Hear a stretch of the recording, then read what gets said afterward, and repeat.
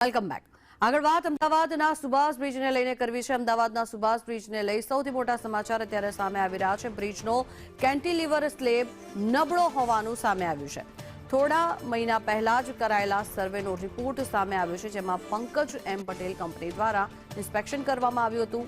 Cantilever slab નબળો હોવાનો રિપોર્ટમાં ઉલ્લેખ કરવામાં પણ આવ્યો હતો। જોકે મનપાએ અત્યાર સુધી રિપેરિંગમાં બેદરકારી દાખવી છે।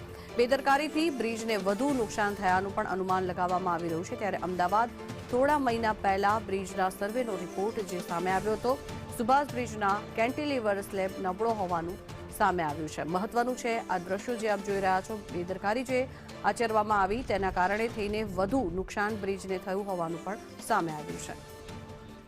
વધુ માહિતી મેળવીએ, સંવાદદાતા કશ્યપ જોશી જોડાયા છે આપણી સાથે।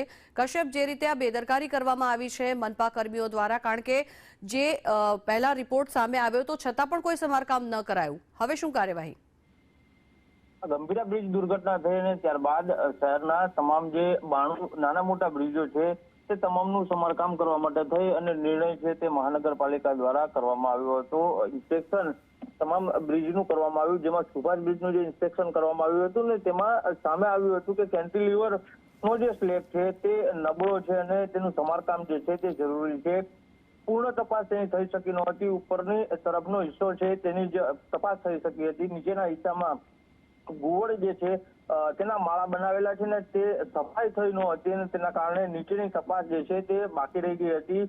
તેમ છતાં મહાનગરપાલિકા સુભાષ બ્રિજ જે છે તેને રિપેરિંગ કરવા માટે થઈને કોઈ આયોજન કરતી નથી। આ સિવાયના 3 બ્રિજો જે છે, ગાંધી બ્રિજ, નહેરુ બ્રિજ અને સરદાર બ્રિજ, જેમાં પણ ક્ષતિઓ હતી અને એ 3 બ્રિજ રિપેરિંગ કરવા માટે થઈ અને નિર્ણય કરાયો હતો અને તેનું રિપેરિંગ કામ છે તે પણ ચાલુ કરાયું હતું, પરંતુ સુભાષ બ્રિજ છે તેને કોરાણે મૂકી દીધો હતો અને અંતે આ બ્રિજમાં તિરાડો મોટી પડી ગઈ છે અને તેના કારણે હવે બ્રિજ બંધ કરવાની ફરજ પડી છે।